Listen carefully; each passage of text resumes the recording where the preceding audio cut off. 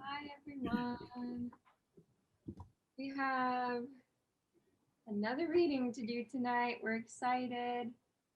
Um okay, so I guess should we just do the names even though there's I guess we could even just all go around and say our names, but I guess it's probably easiest to do the popcorn style, right? Sure. Cool. I'm Maya. I use she, her pronouns, calling in from Southern Vermont. And I'm really excited for this reading actually. So, and I'm working on a bag. Oh, Joan Ooh, has yay! it too. Joan has it. Nice. Yay! I was worried that no one else would be able to read with us, but that's great. Library book. Great. Nice. Very cool. I'll call on Joan. I think her headphones are off. Okay, I'll call on Ryan. All right. I'm Ryan. I use he, him pronouns. I'll be reading a lot tonight. I call on Joan. Hi, I'm Joan, she, her, in North Hollywood, California. I made some progress on my bee. Woohoo! Wow. And, but I won't be working on it because I can't, my brain doesn't work well like that. Working on it in this funny light and reading and listening. So, and I call in, now next person on my, is Jen. Thanks, Joan. Hi, I'm Jen, and I use she, her pronouns, and I'm calling in from Studio City. And I am still working on my native bee, and I feel like I'm going to get it done in the next week. That's my goal. Woohoo! And I will pass it to Cindy. Hi, I'm Cindy. I'm calling in from West Covina, she, her pronoun. And I am working on this butterfly, native sunflower butterfly. Yeah. And how about Olan? Hi, I am Olan. I use she, her. I'm calling from West Hollywood. I will start out working on this bowl of cereal, and then I will move over to butterfly and sunflower. And I will call on Lindley. Hi, I'm Lindley. I use she, her pronouns, and I'm calling from Pasadena. And I am finally just starting my white sage project. So I think the next person has Rowena gone yet? Hi, everyone. I'm here in Los Angeles, and I'm working on this beautiful bee and poppy. I use she, her pronouns, and it's nice to see everyone. Happy Friday. I'll call on Cynthia. I just went, so let's pass it on to the Norris family.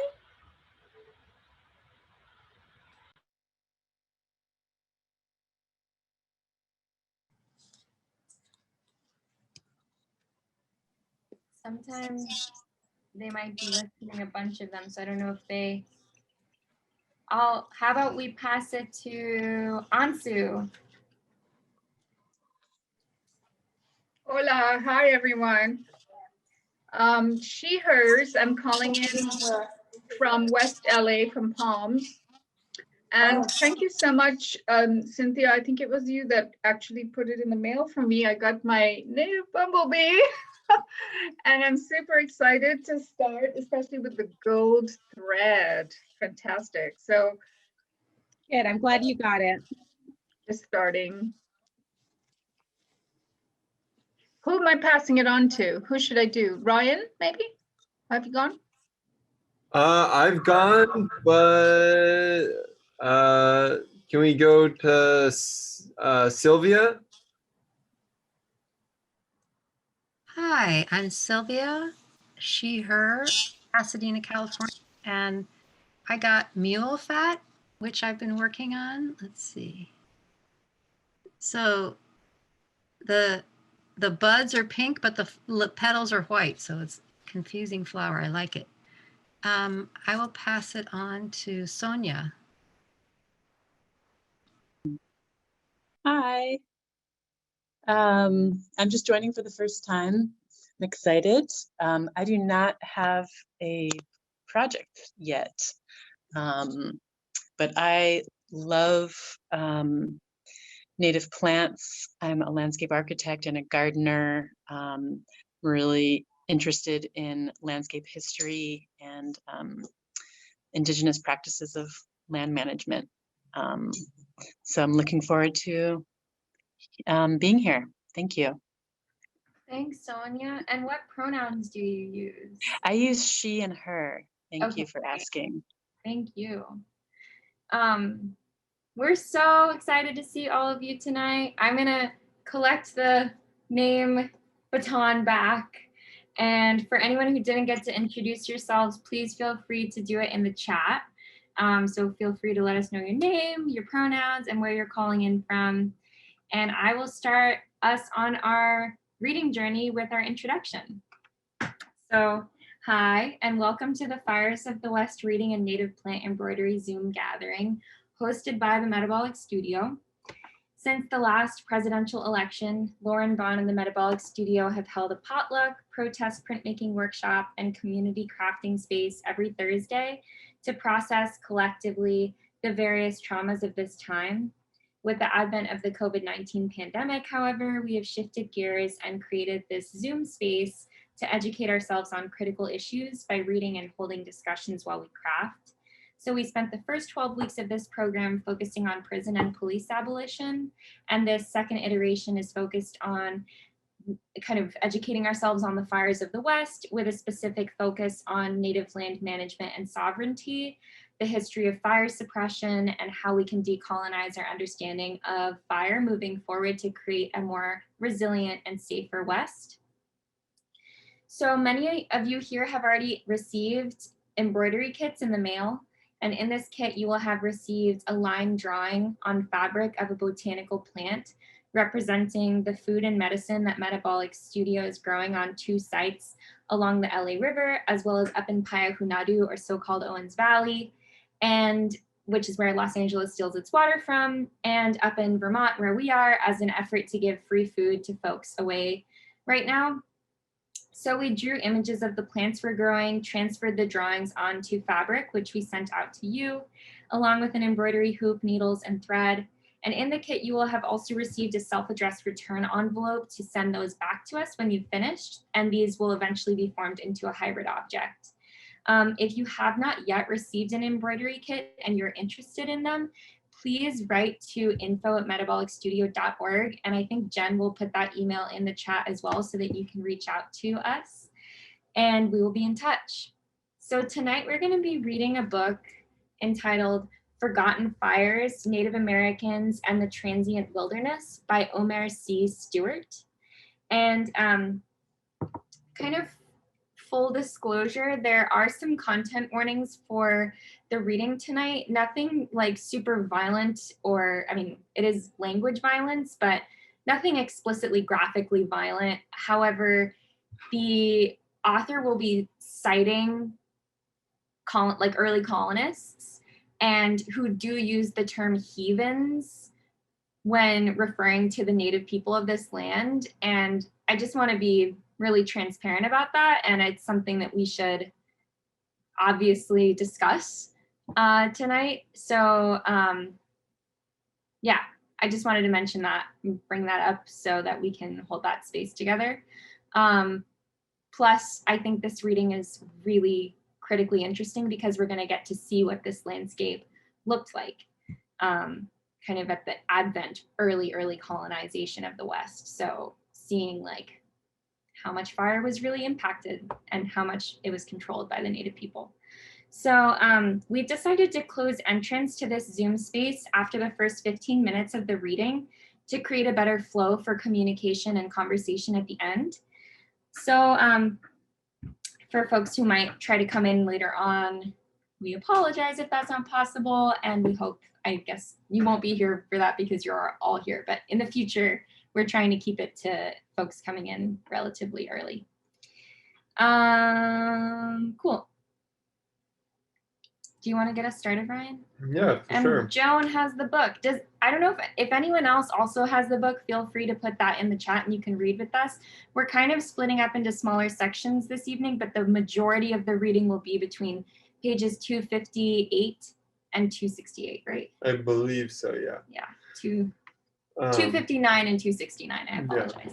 Do we know when this book was released? Yeah.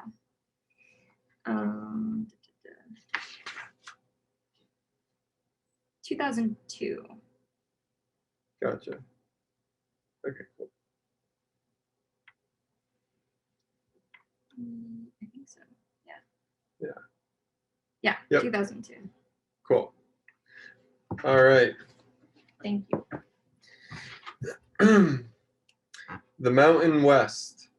Many difficulties are encountered in any attempt to give a history on the vegetation of the Mountain West, the area extending from the Rocky Mountains to the Pacific coast, including parts of New Mexico, Colorado, Wyoming, and Montana, and all of Idaho, Utah, Arizona, Nevada, Washington, Oregon, and California. The difficulties result from the differences in elevation, which produce different climates in short distances. I will consider this area under 4 general divisions: the Southwest, primarily New Mexico and Arizona, the Great Basin and Plateau, including western Colorado, western Wyoming, Idaho, eastern Oregon, eastern Washington, the mountains of Montana, and all of the states of Nevada and Utah, the Northwest, the moist western parts of Oregon and Washington, and finally, California. All 4 of these regions have varied climates, elevations, and, of course, extremely varied vegetation. For some areas, such as California, there is a wealth of ethnographic as well as ecologic data. For other areas, the data are less numerous and also less explicit.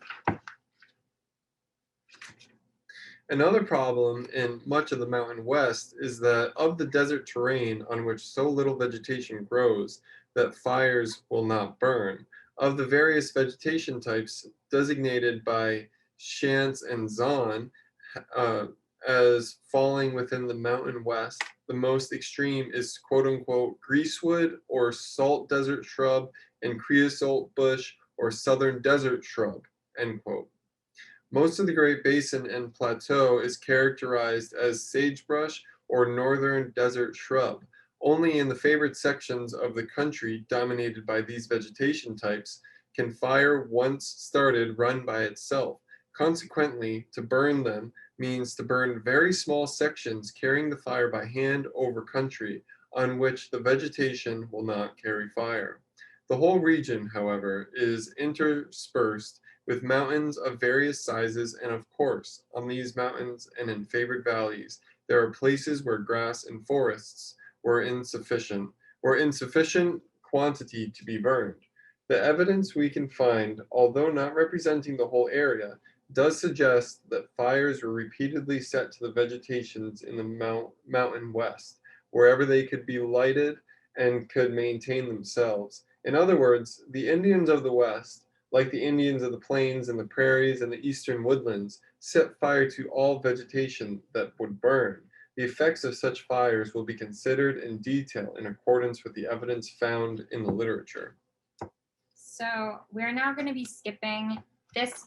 Basically, the entire book starts from here to describe each region that he just mentioned in great detail. So he goes between kind of each section that he just talked about and talks about it. So we're going to skip to the southern coastal range, which is where obviously Los Angeles is based. So we'll specifically focus this reading on that. I'll pick up there. Southern coastal range. The earliest references come from the first Spanish explorations. Fray Crespi, who kept a diary while traveling with the Portola expedition. Diary, sorry, not diary. Sorry. Kept a diary. Yes. I'm going to move this closer so people can. Awesome. Fray Crespi, who kept a diary while traveling with the Portola expedition from San Diego to San Francisco in 1769 through 70, described the territory through which they passed. After 5 days' march from San Diego, Crespi wrote of a place that editor and translator Bolton identifies as near the San Luis Rey River in San Diego County. Quote, "We set out about 7 in the morning, which dawned cloudy, and taking the road straight north, we traveled by a valley about a league long, with good land, grassy and full of alders. This past, we ascended a little hill, and entered upon some mesas covered with dry grass, in parts burned by the heathen for the purpose of hunting hares and rabbits, which live there in abundance. In some places there are clumps of wild prickly pear." On July 24th, 1769, near the site of Santa Ana, Orange County, Crespi said, quote, "We traveled through the valley for about 2 leagues. It is good land, but they had burned all the grass," end quote. Of the San Gabriel Valley, just northeast of Los Angeles, Crespi wrote, quote, "We then descended to a broad and spacious plain of fine black earth, with much grass, although we found it burned," end quote. When the expedition members reached the mid-Salinas Valley, between the outer and inner ridges of the Coast Range, near what is now King City, they traveled for 5 leagues, approximately 13 miles, over country, of which Crespi wrote, quote, "We set out early in the morning, which was very cloudy, and followed the same valley and the river by a level road, the grass all burned. We halted in the midst of a grove of live oaks, which had a little pasture that had been burned." 2 days later, on September 30th, 1769, Crespi recorded that the expedition was, quote, "short of pasture on account of fire set by the heathen," end quote. 2 weeks later, he wrote of the area near Santa Cruz, quote, "near the beach and the range of hills which followed, which has good pasture, although it has been burned by the heathen." Feels so weird to say that, but that name. But the whole region was so completely burned that Crespi remarked that near the San Lorenzo River, at what is now Santa Cruz, quote, "we found a good patch of ground that is not burned," end quote.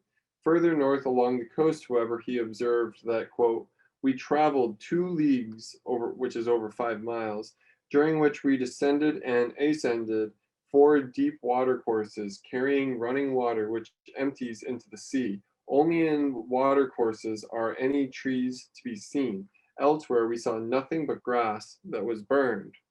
On October 27th, 1769, of the vicinity of San Gregorio, midway between Santa Cruz and San Francisco, Crespi wrote that the explorers took, quote, "the road to the north over the high hills all burned," end quote. The next day he made a similar entry, noting that, quote, we set out about 10 in the morning, traveling near the beach and over low mesas of good land, although all the grass had been burned," end quote. And for October 30th, he entered, quote, "we started about 9 in a northwesterly direction along the beach, which there are mesas and low hills with good grass, although they are burned," end quote.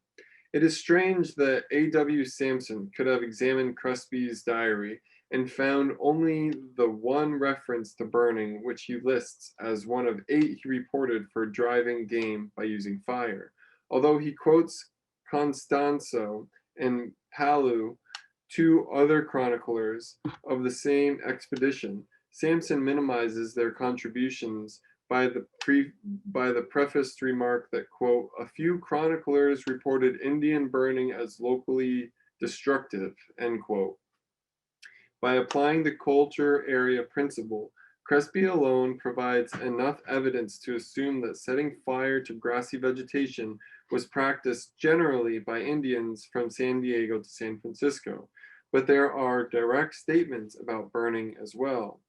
Fray Pedro Font, on January 8, 1776, wrote this of the coastal section of Orange County, quote, "It is also called Laquima, which translates to Sorry, La Quema. Laquema, sorry.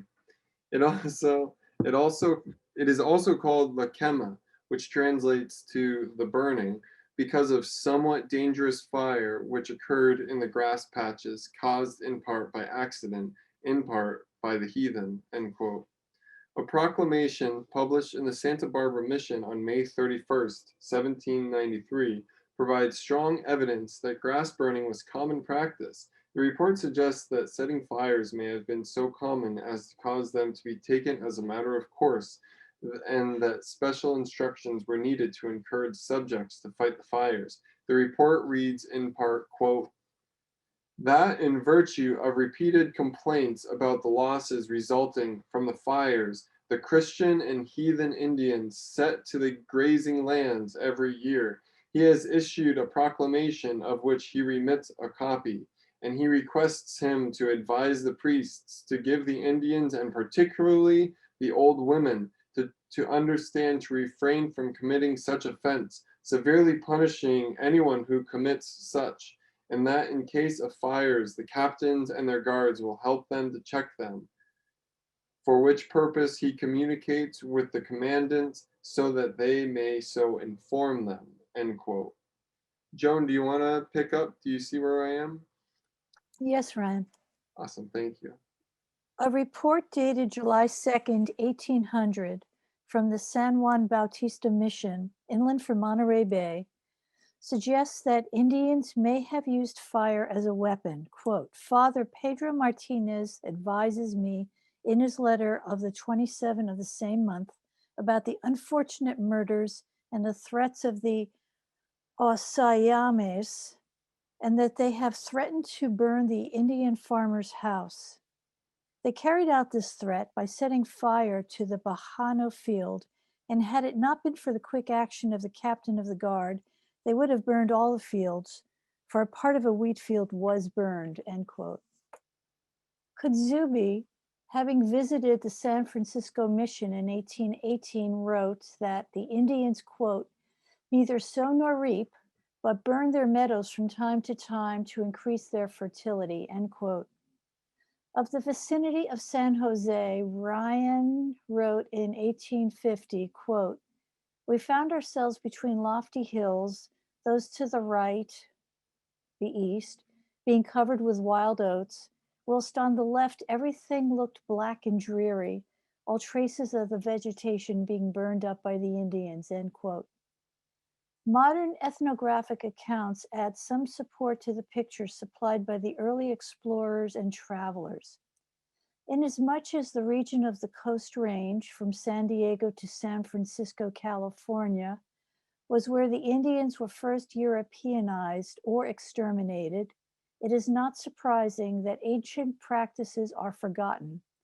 It is, nevertheless, odd that Sampson should have said that Drucker reported that, quote, "in Riverside, Orange, and San Diego counties, Indians did not set fire to the brush or trees." End quote.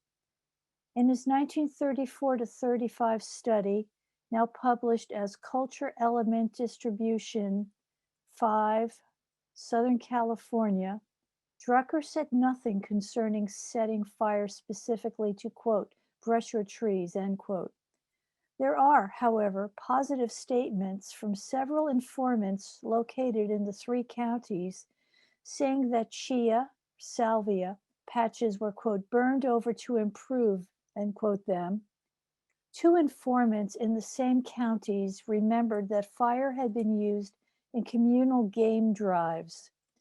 Related peoples living just below the border in Lower California, as represented by two informants, said that fire drives were used for hunting rabbits and quail, as Drucker recorded in his Human Peman list. Speyer, in 1923, wrote of the southern Digueño of interior San Diego County as follows, quote, "for rabbit hunting, A group surround and set fire to a patch of brush to drive the animals out, hallooing the while, end quote. The reference cited indicates beyond any doubt that the Aborigines set fire to vegetation in the coastal mountain region of California, south of San Francisco. The sufficiency of the above record might be questioned if they were the only evidence that the Indians burned over the region. The vegetation provides further proof that can be considered. Again, the reports of the early Spanish travelers are vital. The point emphasized is that Indian fires were responsible for the absence or sparseness of woody vegetation wherever climatic and geographic conditions would allow trees or shrubs to grow. It can be demonstrated that extensive regions that can support woods were maintained as grasslands by native Californians. In addition to the 11 references cited from Crespi that Indians burned the grass-covered hills and valleys, his description of other treeless plains and hills are also significant. After repeatedly stating that the grassy hills and valleys of Southern California had been burned, Crespi wrote as follows about the Canada del Coja north of Santa Barbara, quote, "This place is short of firewood, but the land is good and has much grass," end quote. And of the vicinity of San Luis Obispo, quote, "We set out to the northwest over mesas of good land, covered with grass and well supplied with water, but without trees," end quote. After drawing attention to the forests on the high mountain on their trail between San Luis Obispo and the Salinas River, Crespi again described the burned areas and the unburned grass of the entire Salinas Valley, from the site of King City north to Monterey Bay. The account was the same for the section traveled up the coast from Monterey Bay to Half Moon Bay. Forests were found in the canyons and observed on the tops of some of the mountains, but of the site of San Francisco, Crespi recorded, quote, "We pitch camp in the middle of a small valley, some 600 varas long and about 100 wide, which has plenty of water and two small arroyos, which unite to enter the sea. The valley has a great deal of reed grass and many blackberries and roses. There are a few trees in the beds of the arroyos and some moderate-sized willows, but on the hills there was not a single tree to be seen except some on a mountain range which encircles this bay," end quote. As quoted earlier, Sampson cited Costanzo of the same expedition to the effect that burned pasture halted the expedition near Palo Alto. Crespi also noted a scarcity of pasture from Palo Alto to San Francisco. Fray Font, diarist for the Anza expedition of 1775 to 76, did not record as many instances of seeing burned areas as did Crespi, possibly because he traveled in winter and early summer before the grass was completely dry. He did, however, make numerous observations concerning the landscape, which confirmed the impression given by Crespi of the almost total absence of woody growth on the hills and valleys of coastal Southern California. Regarding the country from the present site of Riverside to that of Los Angeles, Font said, quote, "The Santa Ana River is a stream with plentiful water. Some cottonwoods grow upon its banks, but they are the only trees in all these plains, for only in the Sierra Nevada are some pines seen. The road is all very level except on leaving the Santa Ana River, where we crossed some long and low hills which, like all the rest of the way, were covered with good pasturage, both dry and green, a country very suited for sheep and goats because it is very clean, without anything which might injure the wool." On the trip from San Gabriel Mission, now in Greater Los Angeles, to San Diego in January 1776, Font complained several times of the cold nights because of the absence of wood for fire. Near Capistrano, he recorded, quote, "During the night we were very cold for want of firewood, which is a thing most lacked in all these lands and hills," end quote. And again, quote, "Afterward, the road enters hills covered with a scrubby growth composed of rosemary, small live oaks, cactus, and similar growths. The road is broken, the same as yesterday, all hills and valleys, ups and downs, without trees and lacking in firewood. But the country is green like the rest, with a great deal of grass," end quote. Of San Diego, Font wrote, quote, "On the land is plenty of grass, although not so good or so abundant as in other places, as the site is very short of firewood and very much shorter of timber," end quote. Dana, in 1840, also complained of scarcity of wood, yet his description suggests there was more in the vicinity than seen by Font 60 years earlier. Dana said, quote, "Wood is very scarce in the vicinity of San Diego, there being no trees of any size for miles. In the town, the inhabitants burned the small wood which grows in thickets. With us, the getting of wood was a great trouble, for all that in the vicinity of the houses has been cut down, and we were obliged to go off a mile or two, and to carry it some distance on our backs. These trees are seldom more than 5 or 6 feet high, and the highest that I ever saw on these expeditions could not have been more than 12, so that with lopping off the branches and clearing away the underwood, we had a great deal of cutting to do for very little wood." Can I take a break, Ryan? Your turn? Or Jen? Thank you. I think Maya's got it. The comparison, I'm gonna move this closer. The comparison of the vegetation picture of the early Spanish settlers in San Diego with that of Dana suggests that half a century of grazing and suppression of fire had allowed the chaparral to invade the grasslands of that region. Font also described the landscape of the Central Coast Range, especially that from Monterey to San Francisco. He spoke of the country between Monterey and Salinas as follows, quote, "All the road is very level, through pasture-covered lands for the most part, but without trees except the cottonwoods on the banks of the river," end quote. Concerning the trail along the hill near Gilroy Valley, Font wrote, quote, "During the whole distance, there are few trees, but in the Sierra, many spruce and other trees are seen," end quote. Santa Clara Valley was described as an oak plain with scattered trees surrounded by abundant grass. Font said of the vicinity of San Jose, quote, "We continued through a very beautiful plain full of oaks, which we saw all the way yesterday and today, and which are likewise seen at a distance," end quote. Font accompanied Ansa on his exploration of the hills east of San Francisco Bay and repeatedly mentioned the extensive grasslands and scarcity of wood except along streams.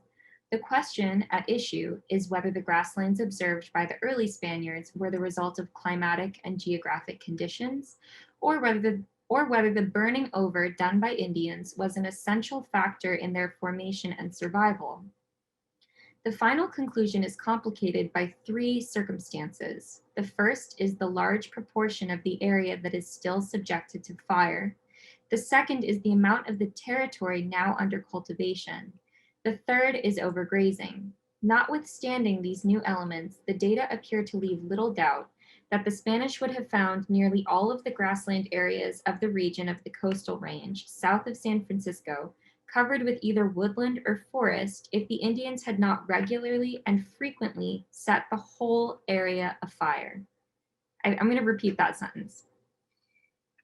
Notwithstanding these new elements, the data appear to leave little doubt that the Spanish would have found nearly all of the grassland areas of the region of the coastal range south of San Francisco covered with either woodland or forest if the Indians had not regularly and frequently set the whole area afire.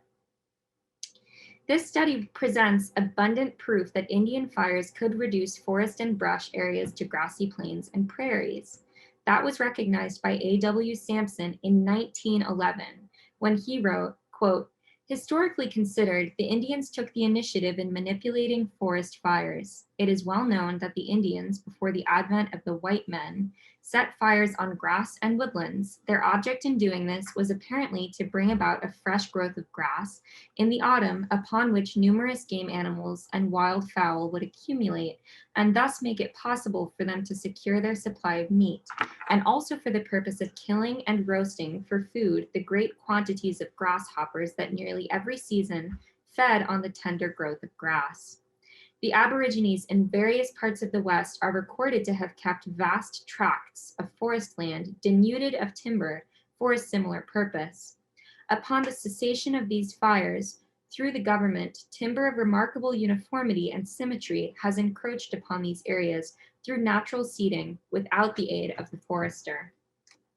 Clements in 1920 paid tribute to the earlier work of Griffiths and quoted with evident approval the following, quote, "Brush and timber are encroaching upon the grasslands, due, it is believed, to protection from fires," end quote.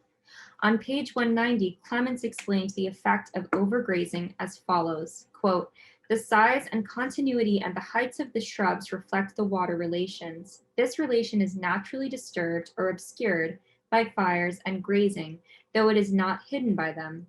Repeated fires confine or destroy the shrubs, while grazing reduces the water requirements of the grasses and correspondingly increases the growth and spread of chaparral," end quote. That chaparral has increased in the San Diego area is suggested by Clements's statement on page 192. Quote, "Practically the same grouping of species occurs through the Laguna and Cuyamaca Mountains to the coast about San Diego," end quote. Although it is common knowledge that many areas of South and Central California are now brush covered, careful documentation is not found for the whole region. I have observed great brushy sections along the road from Salinas to Monterey, for example, which were described as treeless pastures by the Spaniards. And I know from experience that brush would invade the Berkeley Hills if they were not annually burned off. Nevertheless, more explicit documentation is desirable. Brandegee in 1891 wrote as follows regarding the continuation of burning in the general area under consideration, quote, "The Coast Range of California, south from San Francisco, excepting the redwood forests and occasional groups of other conifers, is not distinctively a forest region, but its hills and mountains are covered by a thick, almost impenetrable growth of Adenostama fasciculata, commonly called greasewood or camas manzanita, Garrya oak, Ceanothanus, California lilac, etc., which seems to be periodically destroyed by fire. Indeed, it is almost impossible to find a hill or mountain covered with bushes, even of a great age, where some old charred ends of roots may not be seen, showing that at some previous time they had suffered from fire." The vegetation maps of California are not entirely satisfactory for our purpose because they vary greatly in details. Shantz and Zahn, from whom I have copied, show bunch grass covering large areas of Los Angeles, Ventura, and Santa Barbara counties, which are indicated as brush and woodlands on the much larger scale map of the Giannini Foundation. Both differ somewhat from the maps of distribution of chaparral published by A.W. Sampson and Shantz. A different type map would appear to support my thesis, accompanies the exhaustive and very widely quoted study by W.S. Cooper, published in 1922, entitled The Broad Sclerophyll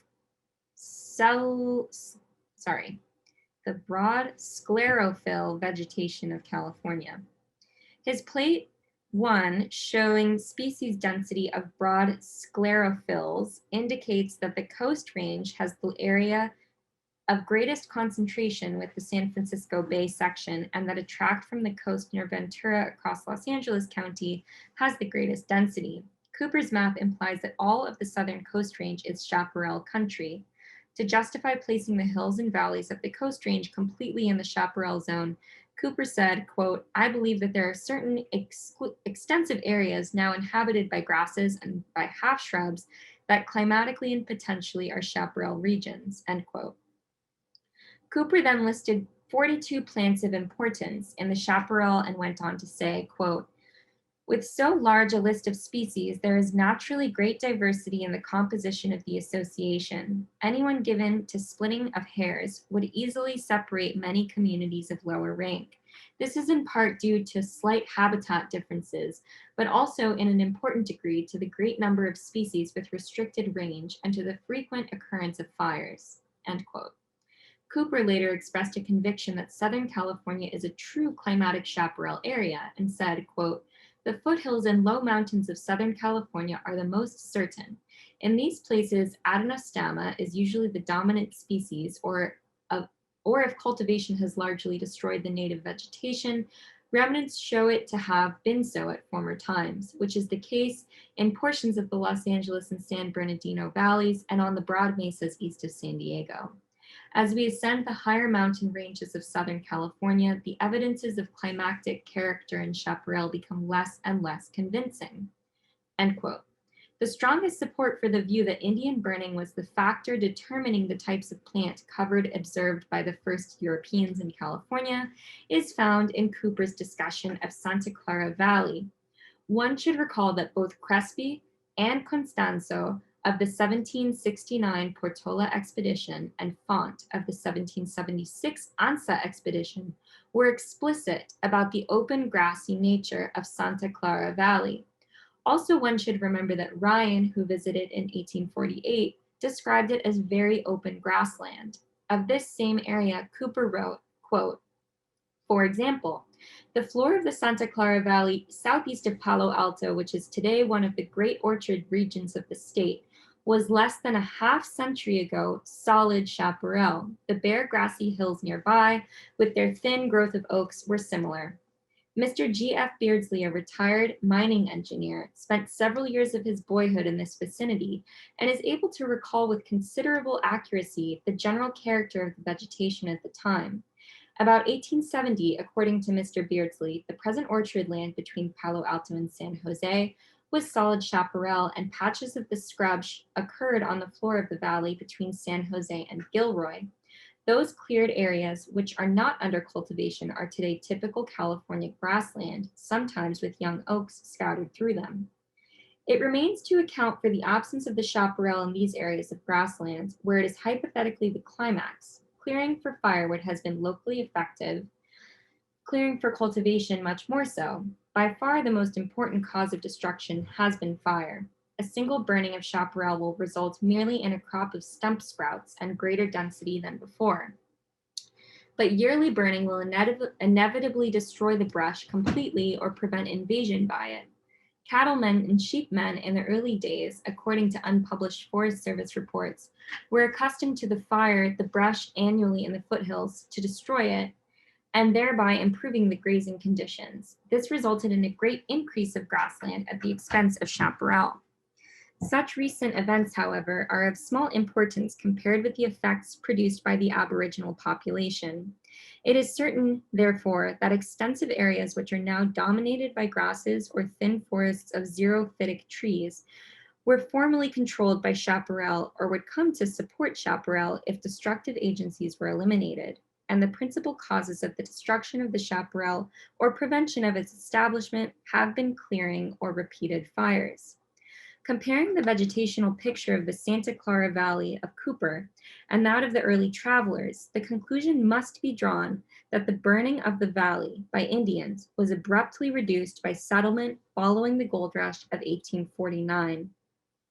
As happened with the Shenandoah Valley of Virginia, as reported in the first section of this work, Santa Clara Valley must have rapidly changed between 1848 and 1870 so that the grassland changed into a chaparral thicket and had to be cleared again to make way for orchards.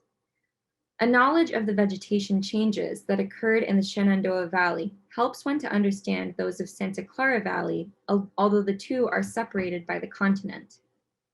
Bauer, who published the results of his study of the vegetation at the Tehachapi Mountains, California in 1930, explicitly agrees with Cooper's views concerning the importance of fire.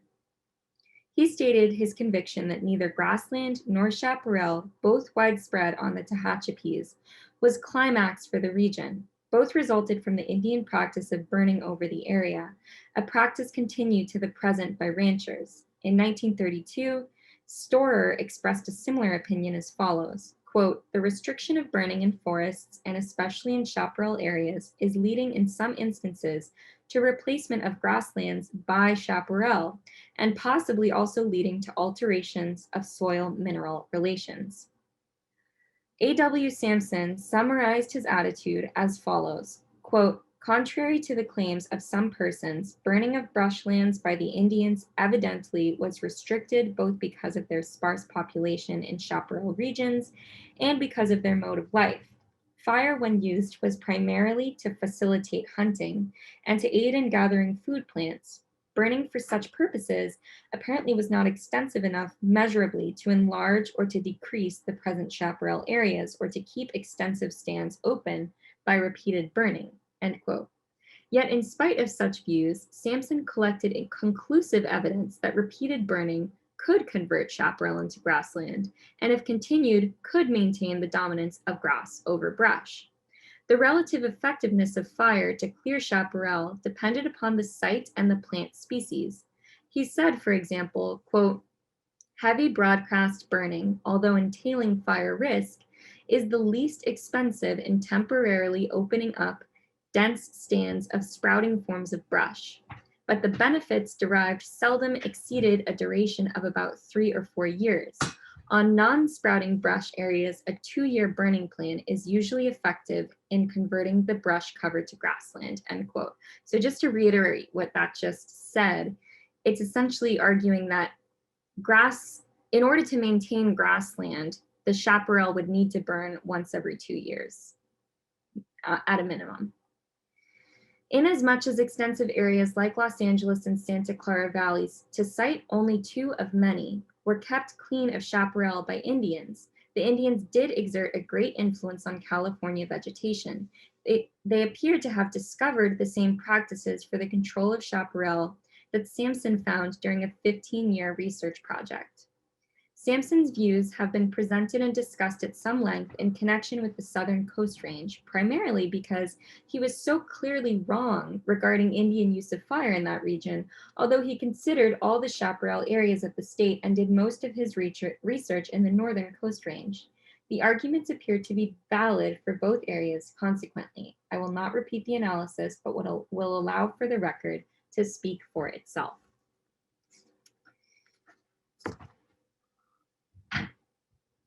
Do you want to read from how they used to set firebrush to the next page? Yep.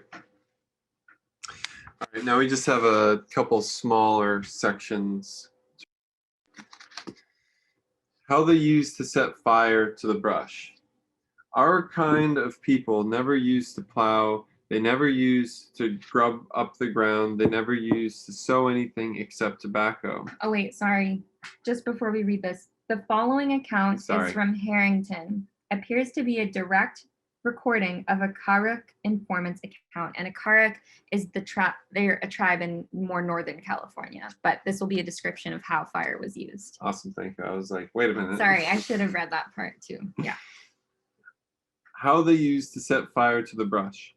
Our kind of people never used to plow, they never used to grow up the ground, they never used to sow anything except tobacco. All that they used to do was to burn the brush at various places so that some good things will grow up. That way, the huckleberry bushes grow up good. The young huckleberry bushes, they call them Ixit, and the hazel bushes, when they burn them off for hazel sticks, they pick them 2 years. Then they are good. Good hazel sticks, they get so hard. And the bear lilies also they burn off, they pick them the next summer. In July, that they pick the bear lily. And the wild rice plants also they burn, so that the wild rice will grow up good. They burn it far up the mountains. And sometimes they also burn where the tan oak trees are. Let it be brushy, where they pick up acorns. They do not want it to burn too hard. They fear that the oak trees might burn. And sometimes they used to set fire there long ago, where they saw lots of acorns on the ground in the tan bark oak groves. They made roasted, unshelled acorns. They do not set the fire for nothing. It is for something that they set the fire for. And where they are going to sow tobacco too, they burn it too. It is the best place if there are lots of logs there, for there are lots of ashes. Where lots of logs burned, there are lots of ashes. Ashes are good on the ground where fir logs have burned, where pitchy stuff has burned. It is in summer when they set fire to the brush at the same time when everything is dry. That is the time that is good to set fire in the fall before it starts to rain. At different places up back of the people's how do you Rancherias. rancherias. Or sorry, rancherias would be the right way of saying that. Thank you. They set the fires. Tobacco was all that one used to sow. First they set fire upslope in the summertime. In the summertime they set fire there. They set fire to logs. They do not go by the moon when they burn it. They burn it any time in the summer when walking around the upslope because first they see a good place to plant a tobacco garden. When they see a good place, they burn the logs. Then too the rattlesnakes go upslope. They say that that also is what they set fire for, to kill snakes that way. Some kinds of trees are better when it is burned off. They come up better ones again, but some kinds of trees when it is burned off disappear. Another never comes up again. The manzanita, another one does not come up when it is burned off. An old tree bears way better too, and the tan oak is not good when it is burned off, the tree dies. When they are burning, they are careful, the less the tree burns. And this one, summary? Yeah, then we'll just read one more smaller section, which is a summary of all of California. Summary for all California. After citing 25 sources that describe the California Indian practice of setting fire to vegetation, A.W. Sampson, as quoted above, concluded in 1944 that, quote, the study of Indian burning in California is historically interesting, but of little application of the present-day effort of brush suppression, end quote. I have presented material from 76 references that stated that Indians set fire to the California vegetation. With one or two exceptions, all of the major tribes and subdivisions are represented, a number by several authors. If the culture pattern concept has any validity, these data leave room for one conclusion. Burning over was not, as Kroeber reported, quote, considerable, end quote, but was absolutely universal wherever vegetation was sufficient to carry fire. The evidence presented leaves no room to minimize the role of the Indians in the complete burning to which California fields and forests were subjected by saying that lightning was the major cause. Lightning was very concentrated in the area and time. Consequently, it could not have been responsible for the very general extent of the known effects of fire. A.W. Sampson also tried to use the relatively small population of Aboriginal California to justify his view that Indian fires were unimportant. Although there were about 133,000 Indian inhabitants of the state, our knowledge indicates that the entire area of California was regularly exploited to the fullest, according to the various ways of life of the people. There is no reason to believe that a single canyon or mountaintop escaped the attention of the Aboriginal hunters. Every acre of land that would produce food was known and utilized. In fact, the population density was probably a fairly accurate indication of the total productivity of the state as it could be developed by the methods employed by the Indians. The difference in number of inhabitants of the mountains and of the valley reflected the differences in amount of food that could be obtained from these two areas, not the degree in which the two areas were used. Both were subjected to complete exploitation.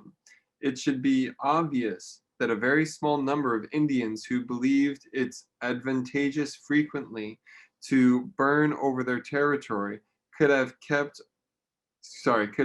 it well burned. Since all groups of California Indians believed it was good to set fire periodically to the vegetation and let the fire spread as it would, one must conclude that the whole state was frequently burned over.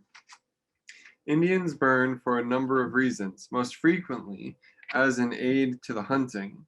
Others expressed reasons that were to improve pasture for game, to improve visibility, to collect insects, to increase yields of seed, to increase yield of berries, to increase the wild foods other than seeds and berries, to make wild vegetable foods more available, to remove or thin forests to allow growth of other vegetation, to stimulate growth of wild tobacco, to aid in warfare, to facilitate travel, and to protect from snakes and insects.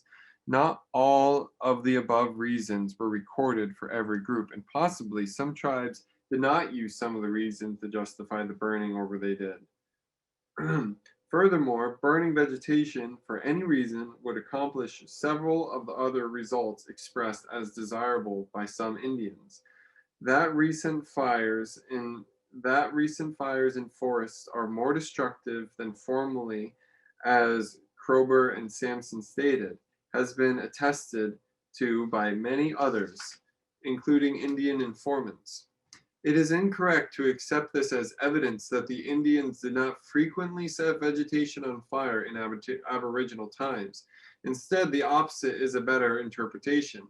Annual burning would keep inflammable material at a minimum and would ensure that such regular fires would not individually be as destructive as modern fires, which feed on the debris and brush accumulation of a number of years. Warden's article in the October 4th, 1952 issue of the Saturday Evening Post contains the proof of this idea. The evidence presented strongly supports the idea that fire can be a useful tool in silviculture, as in range and game management in California, as in other areas of the United States. Controlled light burning would help to reduce the very harmful wildfires. It is very possible that grass-covered hills or open woodlands would be better for watersheds, as they would be better for grazing than would be complete jungles of chaparral.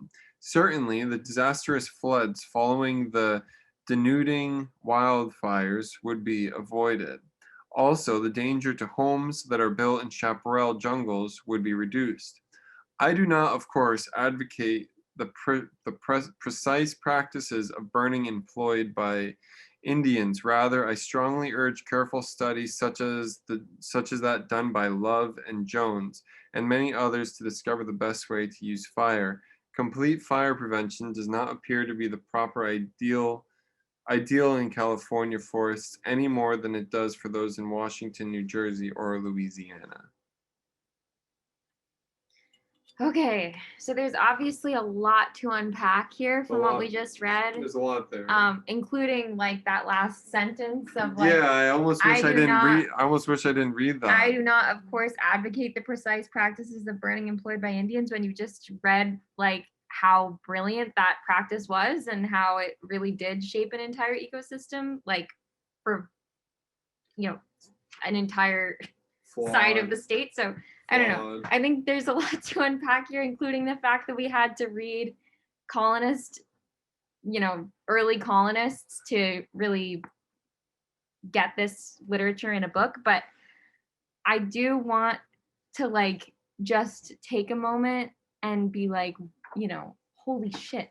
Like, it's so clear. It's so clearly laid out, and it's so brilliant that how this land was managed. And it's really frustrating because we talk about fire as like being strictly a result of climate change. And that is such an overarching topic that's really difficult for us to navigate and to conceptualize. It's like, of course, climate change is impacting everything, including higher temperatures and longer droughts, but it's like climate change is a blanket term, you know, and land is managed by the animals that inhabit it, particularly humans, because we have such a large way of impacting our surroundings and managing our surroundings. So I just wanted to get that out there because I'm like bursting at the seams, because I love I love seeing this laid out so clearly, and I love this reading in certain aspects, you know.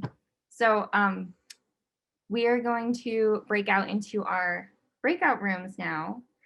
And first, we're going to read our community guidelines. But I do want to just voice that as we're reading our community guidelines, right after this, we're going to be split into smaller rooms. So if you do have to head out, now might be a good time before Jen creates the breakout rooms, and then it might mess up the rooms if people all leave after we're in the rooms. So I've just put a link to the community guidelines for discussion in the chat. Is there anyone who's wanting to volunteer tonight to read them out for us?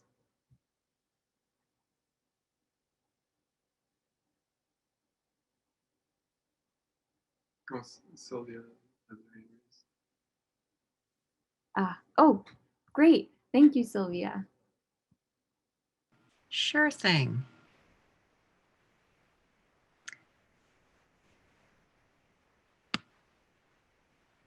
We agree not to blame ourselves or others for the misinformation we have learned, but to accept responsibility for not repeating misinformation after we have learned otherwise. We agree to listen respectfully to each other without interruptions. Only one person speaks at a time. We acknowledge that we may be at different stages of learning on the content and discussion topics. We agree that no one should be required or expected to speak for their whole race or gender. We can't, even if we wanted to. We will hold each other's best interest at heart. We hope everyone has come to the table to learn, grow, and share. We will trust that people are doing the best they can. Let's challenge and encourage each other to do better. Share responsibility for including all voices in the discussion. If you have a tendency to dominate discussions, try taking a step back. If you tend to stay quiet, try challenging yourself to share ideas so others can learn from you. Silence is golden. Sometimes there will be long pauses. Sometimes silence can create space for folks who need that space to come forward. We agree to not fill silences out of discomfort. We will hold this silence with care and move forward intentionally. We welcome those of you whose minds are bursting with ideas to write them in the chat bar. The facilitators are not experts. They are here to help facilitate the process. They and everyone in the group are here to learn. It's okay not to know. Keep in mind that we are all still learning and are bound to make mistakes when approaching a complex task or exploring new ideas. Be open to changing your mind and make space for others to do so as well. The facilitators are not moderators. They are not trained to moderate personal grievances. If discussion stops being about the reading and instead breaches into accusations and aggression, please respect the facilitator switching gears and refocusing on the text. If any of these guidelines are breached, a metabolic team member will reach out to you privately in the chat to provide a reminder. If the guidelines continue to be breached, they will provide a verbal call-in. By staying on this Zoom call, you are agreeing to these community guidelines for our discussion period. Thank you, Sylvia. I loved your so reading of it. That was relaxing. relaxing and comforting. Well, good. Yeah. So Jen, I think will break us up into smaller groups now, and this will be a time to talk. Take a 6-minute Yeah. breakout. we'll have time to have kind of more intimate discussions before we come back into the main room. And I'll send messages throughout letting you know how many more minutes are left in the room. Thank you, Jen. Thanks, Jen. See you all in a bit. See you. Ansu got cut off, and I didn't realize you were talking about that reading specifically, which, so you mean current colonial perspectives of how to manage fire. Is that what you were talking about, Ansu? But I think you're muted now. Yeah, it was that reading from about 2 weeks ago where, you know, they were working out, well, the recommendation is to work with the local government and then the state air quality resources board and bring into bear the economics of it. And basically you can do controlled burns. And we were talking about the ways that the state of California manages that. Right. All right, y'all, thank you so much for those breakout discussions. That was I really enjoyed our room discussion. So now that we're back in our main room, please feel free to use this space to continue your reflections, any questions coming up. We had a really brilliant question come up from the Norris family that maybe they would love to share. Again, that was super critical and important for us all to discuss in the main room too, I think. So open forum, whoever wants to go, feel free.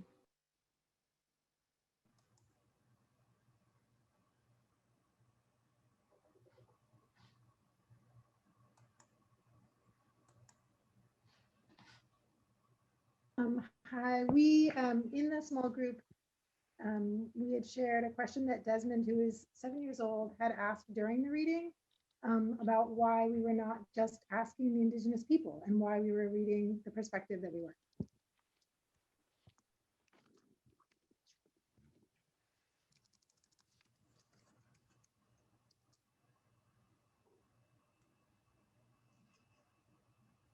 I think this brings up I mean, it's a wonderful question, and it does bring up the very uncomfortable topic of the fact that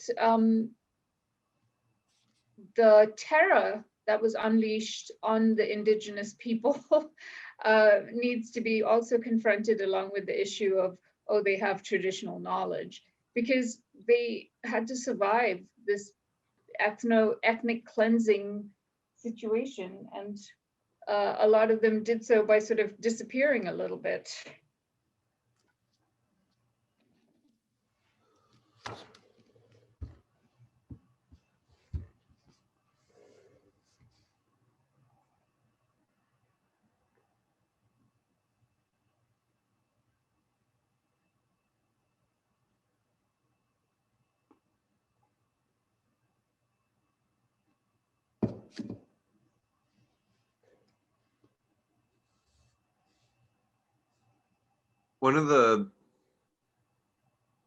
There's a lot of interesting things about this reading tonight for me, but one of the things that I kind of thought was, I don't think the word's funny, but for the colonizers to be complaining so much about the lack of firewood, and we had to walk 2 miles away to get firewood, and we didn't, we were all extremely cold, and it's more just them telling us that they had absolutely no clue what they were doing on the land that they were on. That they just had no business, they didn't understand it at all, and they were using it in a way that it wasn't, I don't know if the word's meant to be used, but they weren't using it in the function that that it was used in the past.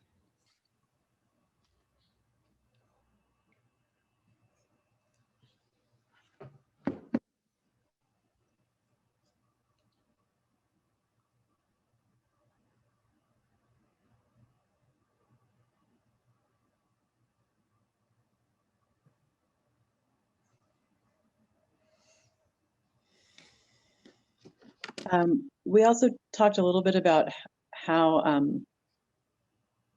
readings like this, well, maybe I'm expanding on it, but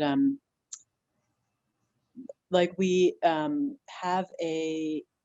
sometimes have a concept of the landscape as being untouched or managed, but there's actually a more complex story there. Just thinking about like the number of trees, for example. So there's natural reasons for that have to do with floodplains. If there's a giant flood, it would take trees out, and so on. But then there's also management reasons for why there would be fewer trees. So I think we often use a sort of black and white, or sort of use like binary terms about the land being natural or managed. But it's interesting to think about how that is more complex, particularly the way that Indigenous people manage the land.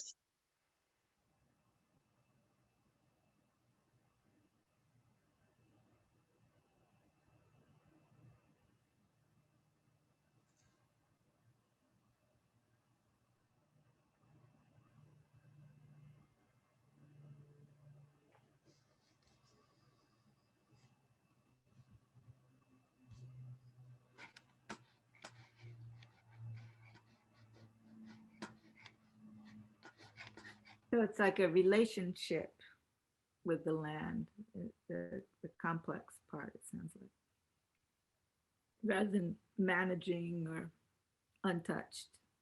It's in relation.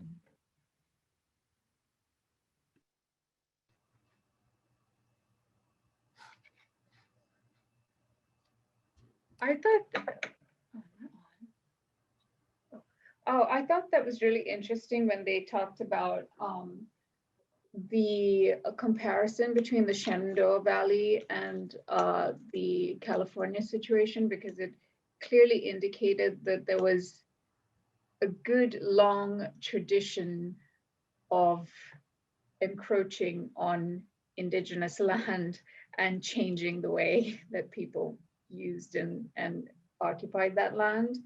And that by the time they got to California, they were quite fine with calling people heathens and presuming to be superior, rather than being like, oh, how do we navigate this land, and how do we live here, and what can we learn from people?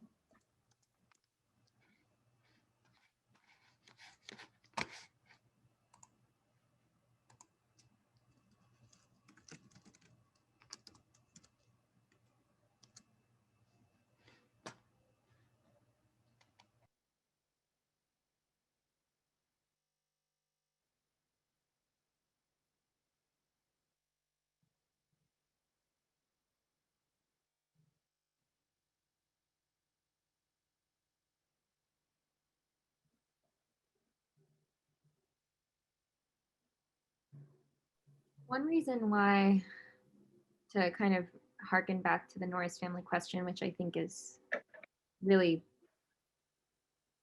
kind of one of the main questions that I really want to sit within myself, like something that I really think is super valuable to come back to, is recognizing that, like, kind of, we talked about this a little bit in our breakout room, but the way that scholarly, the world of scholarship recognizes how to view history is through written history. And unfortunately, this is the written history that we have describing that landscape. And for me, my major takeaway of this reading is, and one of the reasons why I really wanted to include it, is just the sheer level of management, the sheer magnitude of land management and what that looked like. And, even just the consideration and the complication of grassland versus chaparral and how that is brought into play. Unfortunately, it's written by someone who's literally describing these people as heathens, whereas this is a really advanced technology. But, that being said, it's I think, really critical to take this lens and see, like, I felt like I was able to see the landscape. Like I felt like I could see it, you know, and something that was mentioned in our breakout room, which I really want to mention as well, is like this land management was misunderstood by the people writing about it. They didn't understand what they were describing to us. You know, they thought it was like, they're not making use of this land properly. It's not, there's no space for like cattle, whatever, it's all burnt. But it's like, I'm just deeply moved and impressed by the descriptions, which they obviously did not intend. But yeah, I just thought this reading really blew my socks off to be able to view that land and how much it was managed. They were almost in denial of the extent of the management, because they were like, oh, it couldn't have been. There were only 130,000 Indians here. I don't know, for me, it also really brought up the whole question of labor and what's it for, and like the profound kind of epistemological divide between colonialism and pre-colonial valuation of our time.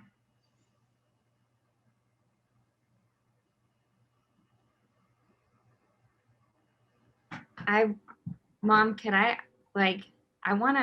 just want to hear your thoughts of this reading. Would you mind if I asked you to share a little bit? Like what came up for you? Like, did you have a similar feeling as I did, where you feel like you were like blown away? Yeah, first of all, thank you for asking, Maya. I really appreciate it. And I really appreciate the reading tonight for a whole number of reasons. But for me, I found it really moving to hear the names of plants called out. And I thought about the ennobling quality of hearing plants have names, especially plants that may not all still be here or be here in a very different way. And there was a few that really stood out to me. One is the whole idea of a bunch grass, like the whole idea of bunch grasses. You know, I was thinking about how much that speaks of my kind of observations of places where it floods a lot and then have long periods of dryness. So that's a very kind of like particular kind of plant that I've observed here. And then there are clumps of what looks like very little. And I was thinking about how maintaining that, you know, must have been an immense amount of like, it must have been a practice, like a daily practice. And how much you would have felt connected, like your whole like psychophysical kind of being would have been toned and tuned to maintenance. And how like profoundly necessary practice is to consciousness. So I thought about how, you know, we may not be able to dial ourselves back into prescribed fires to scale, but we can embody the maintenance concept of being directly connected to the care of our environment, especially if that environment doesn't belong to you. So kind of like a radical move would be to engage in the practice of maintenance of something that doesn't belong to you for no external return. In finance, like it's not a job, you're not going to get paid, you know, it's a practice.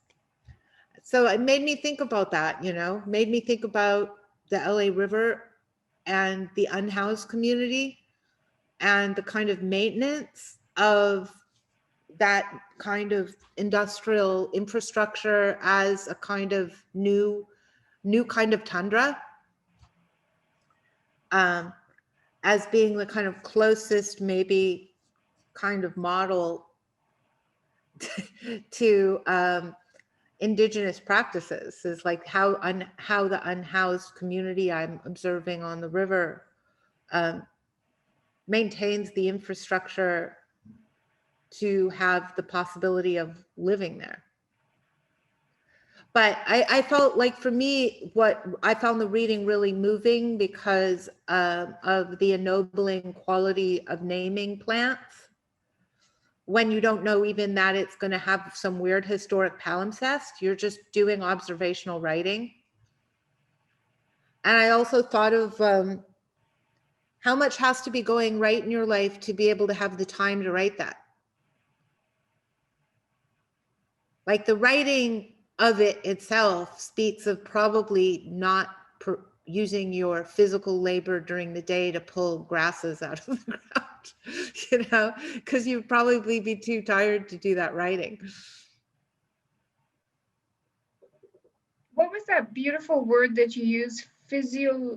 Physiological, or the connection to the psycho-spiritual? What did I use? Psychophysical. Psychophysical.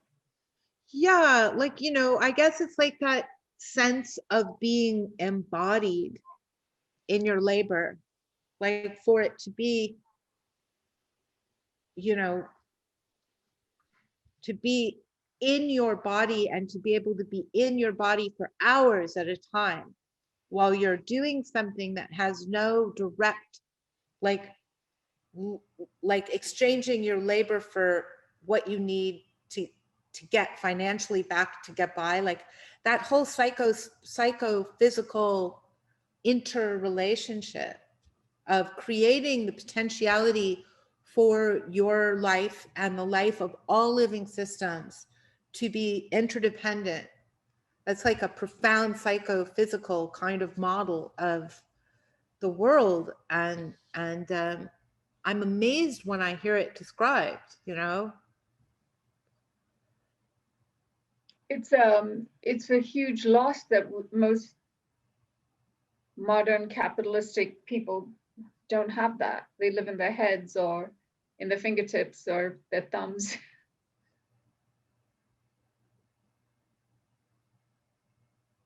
I think, you know, there's a profound kind of reevaluation that is going on, you know, and will continue to go on as we kind of all surf this strange liminal time where one world is gone and another yet to be born. These readings are sort of incredibly poignant about like how many skills are there in our bodies. Like, if you take the psycho-spiritual idea, it's all there already.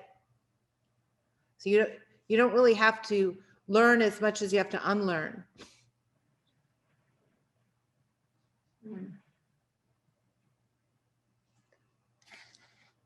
Yeah, thank you for all of those reflections.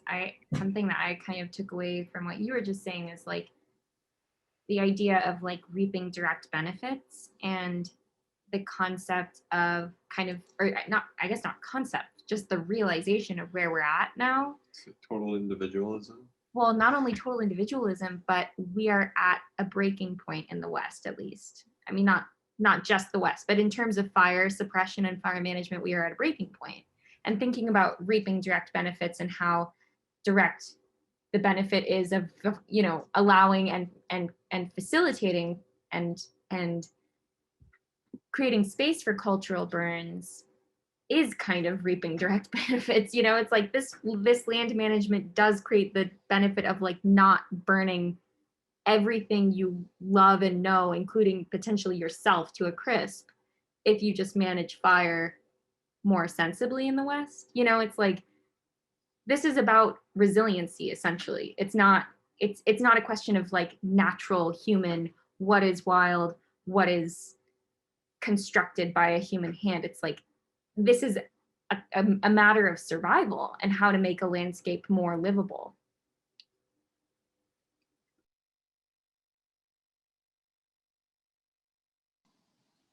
I don't know if I can talk. Can anybody hear me? Yeah, we can hear you. Okay. So one thing that I thought of was why fire was so remarkable to the writer, because I can remember driving around in Europe late summer back in the 70s, and it smelled like fire everywhere because everybody burnt the land after they harvested. So I don't know why fire was so shocking to this writer.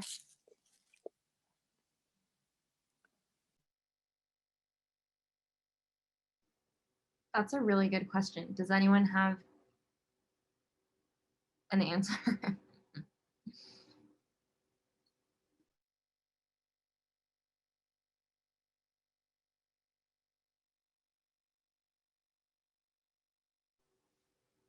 I don't have an answer that has actual any research behind it.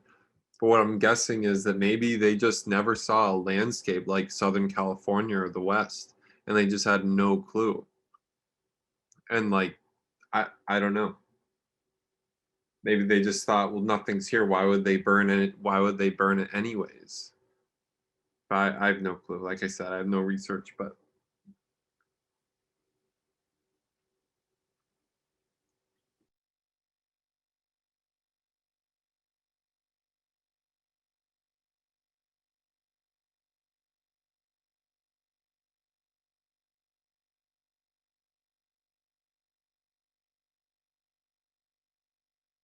Actually, sorry. Now I have something to say, which is that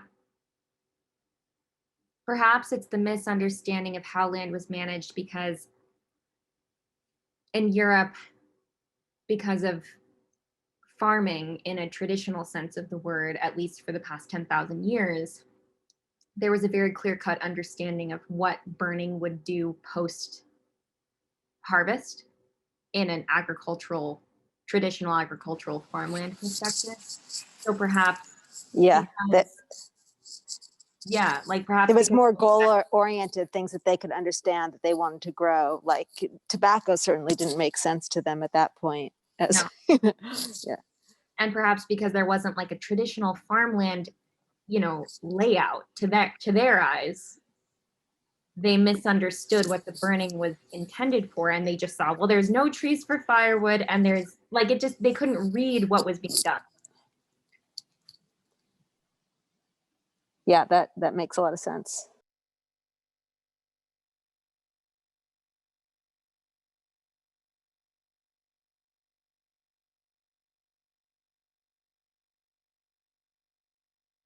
I'm not sure if I'm missing something from the past readings, but wasn't there a specific sort of time period when fire suppression became an actual policy? Because I think the early colonial settlers in California certainly took signals from local indigenous people, but there was a time later, probably after the gold rush, well after the gold rush, when it became more Europeanized, and then there was a formal sort of shift towards a more Europeanized kind of way of managing the land, and that included formal fire suppression. I think we had maybe touched on that on an earlier reading, but now my brain's gone.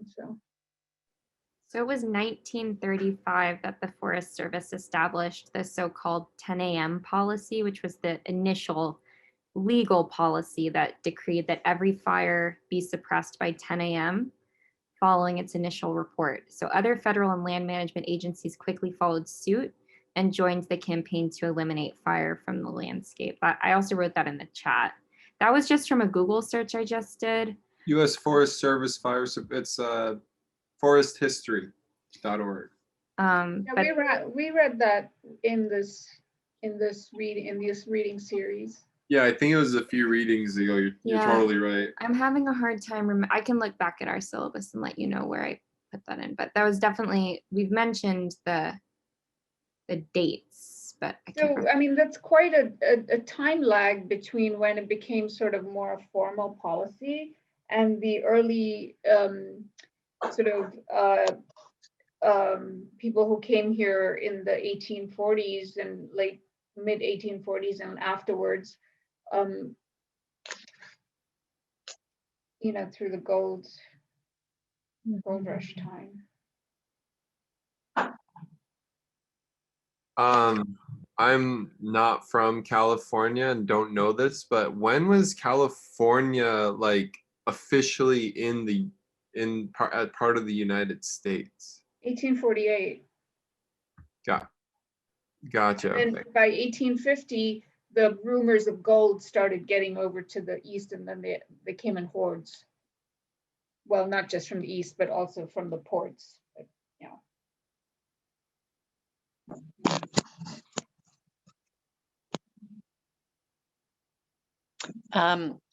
In my group, we were talking about this book, Tending the Wild, which I understand we're going to be reading sometime soon. It's amazing. There's so much to say about it, but one thing is how it really describes this relationship with land that is mutually beneficial and so like deeply intertwined, where so like the use of fire served a lot of purposes, from like one example that totally blew my mind was this practice of setting small fires underneath oak trees to clear off the oak leaf mulch, and then kill the little grubs that would live in that, so that when the acorns fell, they would fall on bare ground and wouldn't be contaminated by these little grubs, so that they were clean for eating and cooking with. And then this practice of burning also led to increased biodiversity, which meant animal populations were plentiful. There was food for a variety of different animals.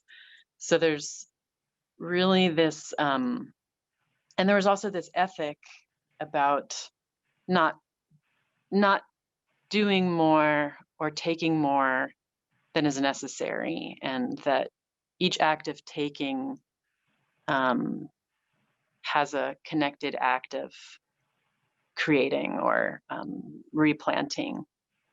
So just that fact that like it's possible to have a relationship with the earth where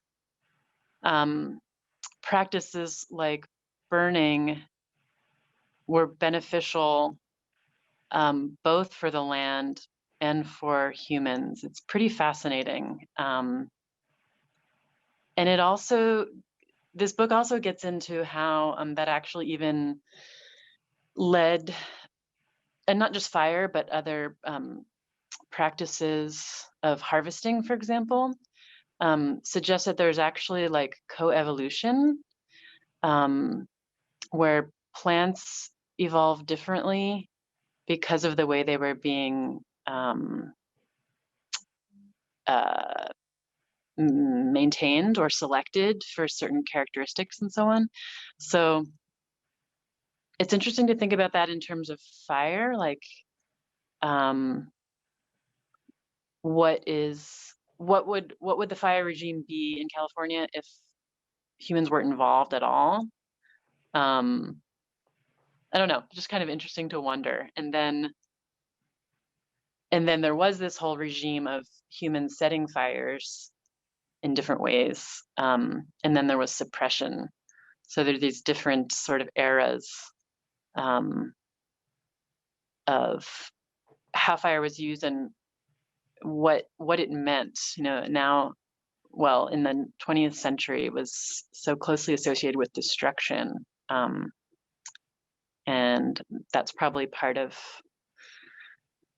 this lens that authors like this have about seeing fire and assuming that it's purely destructive.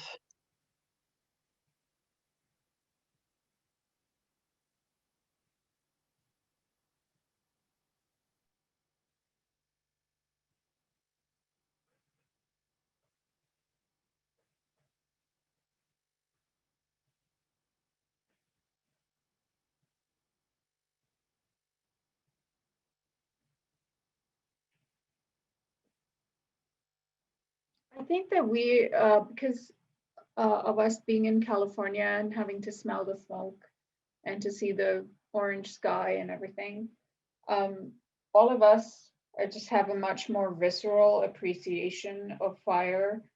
And it's just really interesting because I used to work for the Department of Agriculture in Washington, D.C.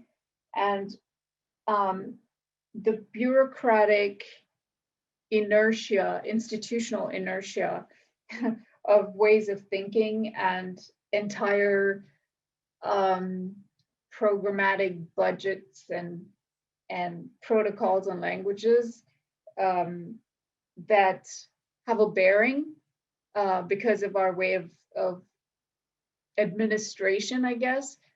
They have such an important bearing on what happens on the ground. So in California, I think we might be ready to have open ears for this kind of way of different controlled burns and things like that.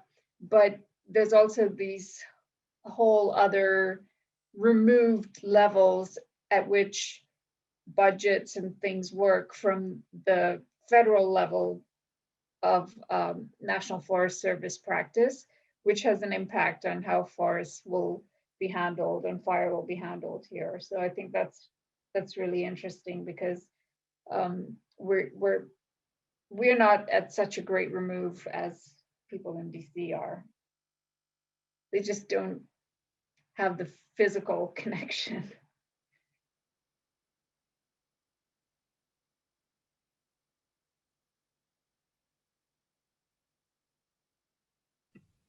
Yeah, that sense of physical connection came through for me, not just in having recently experienced the fires, but also in some of the close observation and the description of plants that I know from the local landscape, like chia and some of the trees and the manzanita and the ceanothus.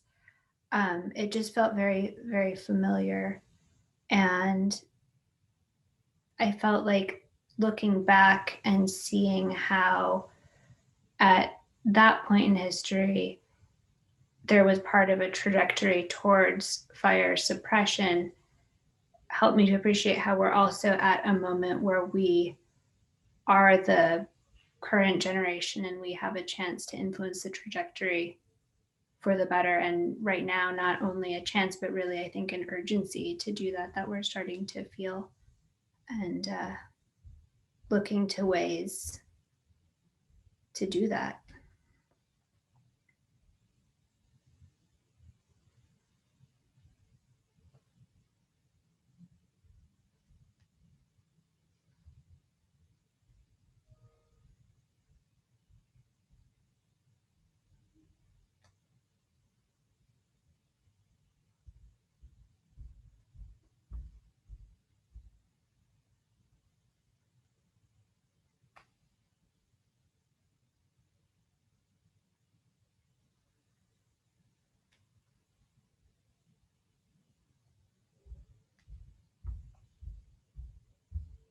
Has anyone here participated in any of the state air quality management board public meetings or anything like that, or given any public input on any of those?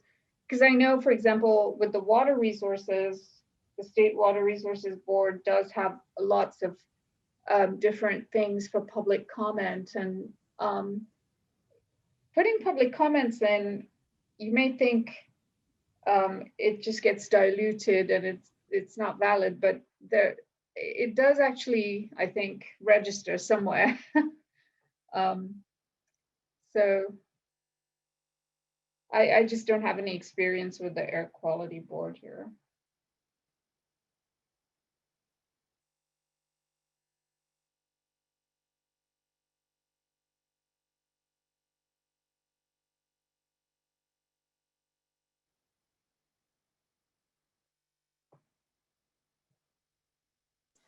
I have a friend who used to be, oh, sorry, I don't know why it's funny, who used to be on the air quality board.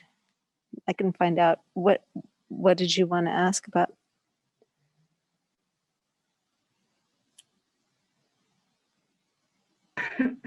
I think that that's the state agency that may have some influence on the management of controlled burns. And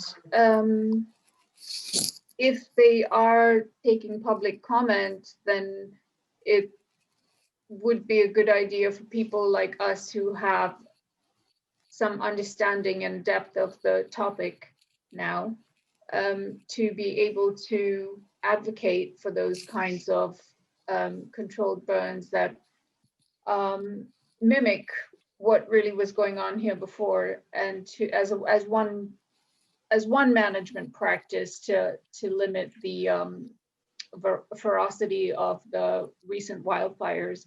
But it's not the only one, because obviously soil moisture is really suffering here because of the subsidence of groundwater tables, and that's another avenue that has to be mitigated. But certainly the use of controlled burns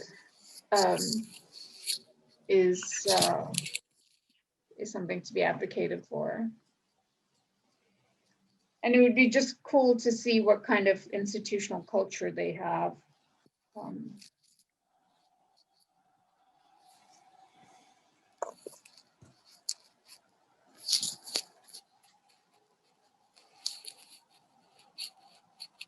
I haven't been to an air quality control board meeting, but I do know from advocacy work that I've engaged in on the Owens Dry Lake bed that a lot of the conversation is specifically litigious. Like there's standards at which the air quality needs to remain. And what really motivates the conversation is the potential avoidance of lawsuits or so the reason why the Owens Dry Lake is even in the kind of picture plane of this California kind of template is that the federal air quality bureaucracy found that it's the largest propagator of carcinogenic dust in the world, and that arsenic in particular was getting up into the cloud strata and going across the whole continent, and was even depositing in the ocean and contributing to acidification of the ocean. So, you know, the invigilation of air quality is largely about conflict avoidance and litigious kind of practice, but it really does kind of bring up the ferocity of the forest fires, because another thing that I picked up in the kind of reading today and did a little thinking of was the kind of low heat fire versus high heat fires. And one way to potentially advocate for controlled burning is that now the high heat fires have an additional problem because of all of the toxins in our housing, and our infrastructure in a high heat fire gets released into the atmosphere and is causing toxic smoke. So we're way better off, my guess is, with controlled burns at lower heat, not just because it would be better at keeping the megafires under control, but because we've had very short-term thinking about things like, where do we put our uranium tail deposits after we dig for uranium, and all the rest of the extractive industries that have deposits everywhere, before you get to our all the metals that we stuck into the ground and all the garbage that's in our houses. So I think that's where the area for advocacy is going to really come in advocating for controlled burns, is going to be that we're going to find much more international pressure to keep our toxic air to ourselves. That's my experience of these boards. They think of the worst case scenario and try and figure out how to profit from it.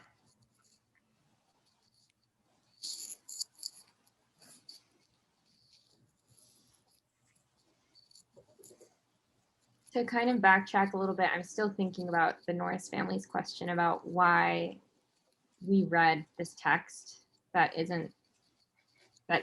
literally from a colonist perspective rather than from the indigenous perspective itself. And something that I just thought of is that why I wanted to put this in the syllabus is that there's a common question that comes up in these debates, or not debates, but discussions, that is, well, how extensive was the indigenous impact really? Like the West Coast is so huge, like how extensive was cultural burns in a real perspective, like from a scientific, whatever, impacts perspective. And that's actually come up in this meeting as well. And I kept saying, okay, well, let's wait till we get to the Forgotten Fires reading, because I really want us to like all know that how extensive it really was, from like a description perspective of like immediate diary entries. So sorry to kind of derail the air quality discussion.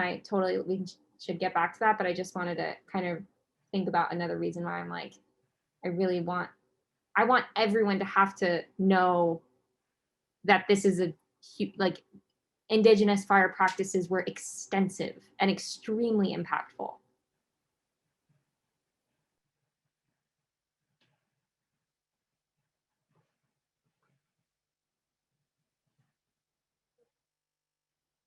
Yeah, I think that somebody mentioned it before, the primary, but primary sources, going back to primary sources does give you an insight into their attitudes.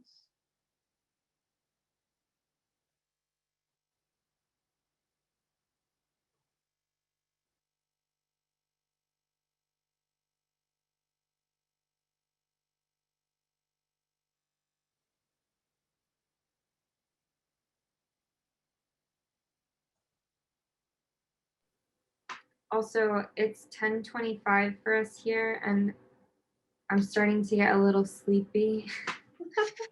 So maybe we could have like 5 more minutes of discussion, and then like this could be like lightning round if anyone has like if there's burning things that are popping to the mind. This could be a quick.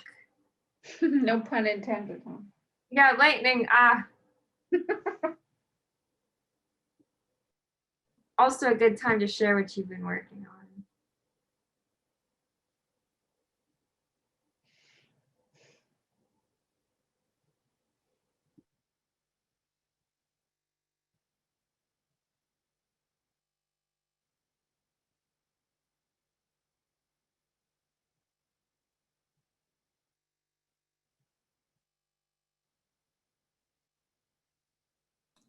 Well, I got a little bit further on my native B. However, I didn't move this entire time and managed to lose my needle when I was rethreading. I have no clue. I've looked all over my table. I'm so I have to stop for now, but it's getting a little bit closer.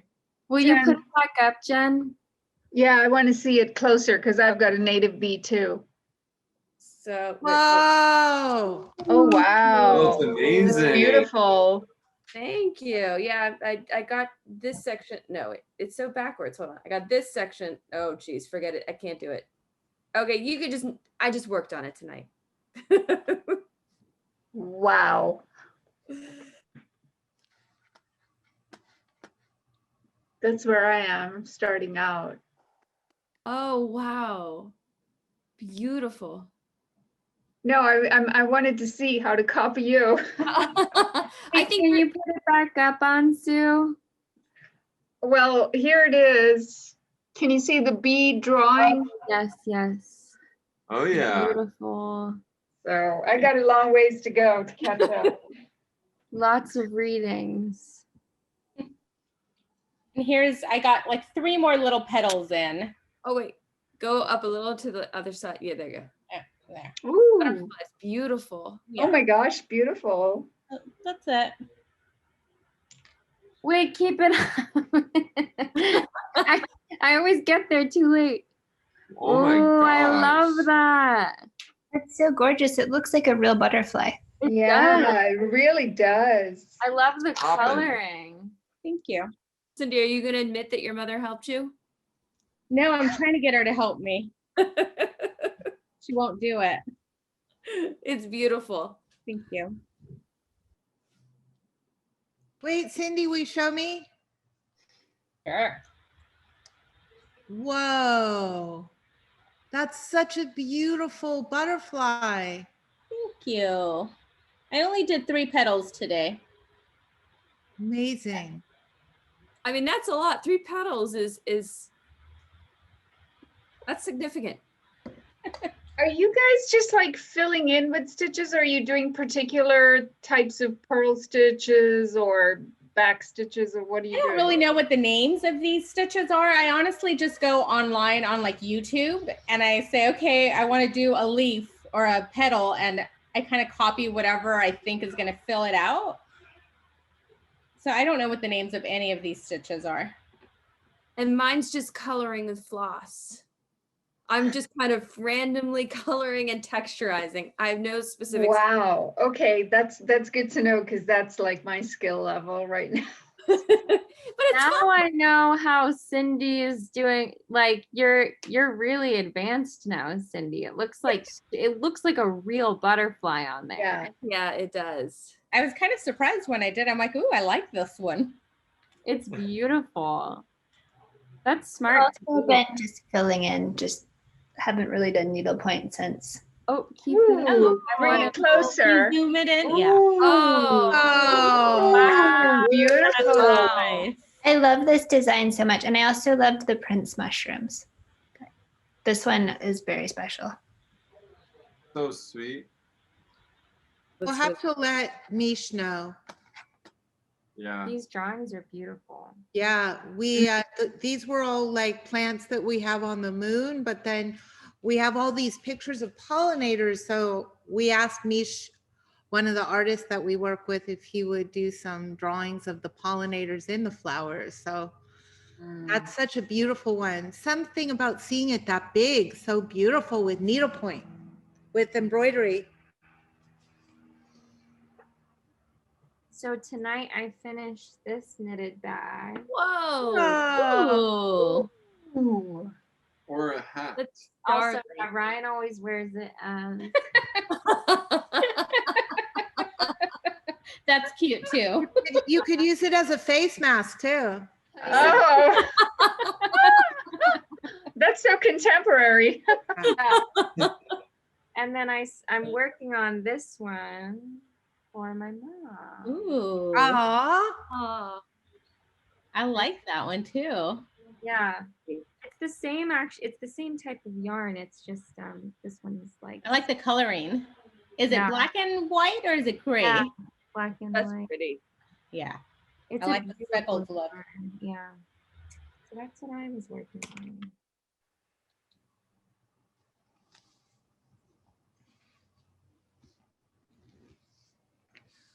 I'm working on a Penrose pattern on the floor.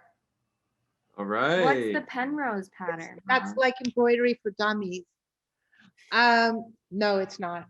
The Penrose pattern is it's a growth principle behind flowers and all living systems, and it's a kind of tiling. It's called aperiodic tiling, and it means that most tiling, mathematical tiling, is a self-stabilizing form, but an aperiodic tile regenerates itself. And so I've been studying the geometries, and I've made these like diamonds to start to kind of play with them. That's what's lying on the floor. There's basically 2 shapes. One diamond shape that looks like that, and the other looks like. Is that fabric? Yeah. Did you paint on it? Well, these I made last last winter in Topanga. These are just painter's drop cloths, and I put plant pigments on it and just let them get stained. That's so cool. So now I'm kind of like cutting them up to play with, see if I can teach myself about these patterns. So it's embroidery, but it has no needles or it has no needles. It's all like putting things, I guess it's more like quilt making. You could use that as a mask too. You could, for sure.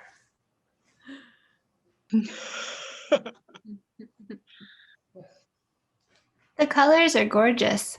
Yeah, I love Yeah. that. The way the texture looks too.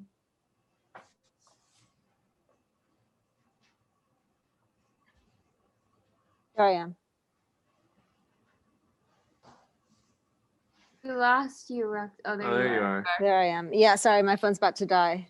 So yeah, this is the size. Well, I don't know if I can. Yeah. So yeah, Wow. with moon clay. So for Nice. the same place as the plant drawings come from. This is the earth that they came out of. Wow. So. Yeah, we have a whole transmography going on here. All right, I'm gonna turn off my picture because it's about to die. Okay. Hi, Roxanne. This was a really great evening. Super sweet. Thank you guys so much. That was so wonderful. What a brilliant, how did you even find that reading? Just through research and yeah, just researching it. And I'd known about this because when I worked on I wrote my thesis about what it means to be wild and land management in the US. So I had found this reading a while back, but Because it's in an academic book, right? Because we were talking about it in our Spanish class, and we looked at the book, and so okay, yeah, that's a beautiful photo too. My God. Yeah, amazing. Where does that even come from? I don't know. Let me see. I can tell you. This 1903 photo, described as a mock-up of starting a prairie fire, shows Blackfoot natives near Calgary, Alberta, from the Provincial Archives of Alberta, Edmonton. So here's the full photograph. Wow. So that was like a staged kind of a mock-up to demonstrate. Yeah, I think it's a really important book.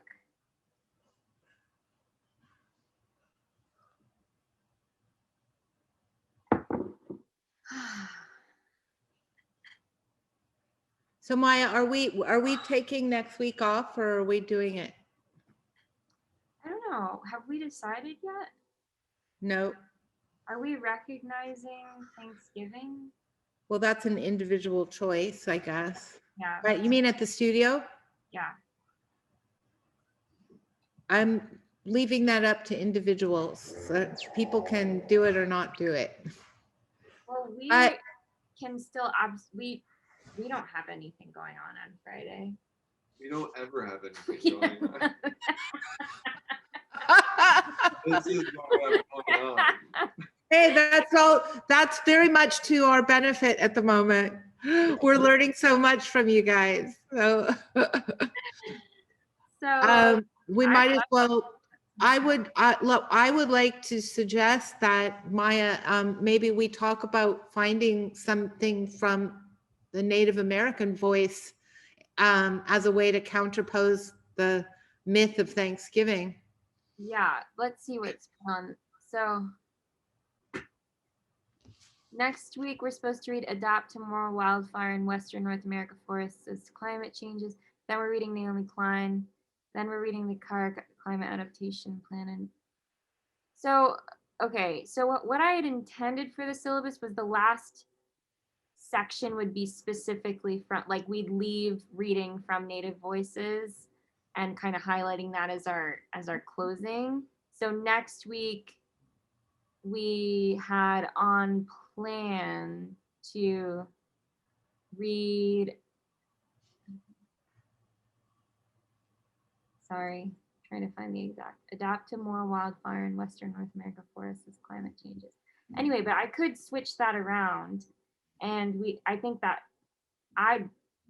a good idea to have a reading specifically written by. Maybe we should read from Tending the Wild next week. Yeah. Does that sound good? Yeah. Okay, cool.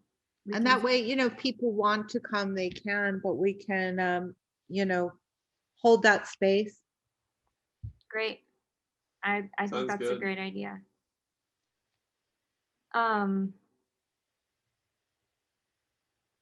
Cool. So we'll plan to do that next Friday. And we could do like a yeah, that sounds good to me. I'll find some sections of Tending the Wild that we can specifically focus on. And I don't think, maybe we'll just replace adapt to more wildfire in Western North America forests as climate changes. I mean, we kind of have covered, we kind of know that a little bit, right? Unless we think we should keep that reading. No, Tending to the Wild. Tending to the Wild sounds good. Okay, cool. And then we'll read Naomi Klein, On Fire, the Brandon Case for a Green New Deal, which is super great. Then we'll switch to Kara Climate Adaptation Plan film, and then the NPR shortwave. Yeah. Okay, cool. Cool. Thank you. Thanks, y'all, for being here. Thank you. Have a good night, you guys. Good night. Good night. Thank you. Good weekend. Bye. Oh, look at those cuties. Hi, Nora's family. Nora's family, thank you so much for your question tonight.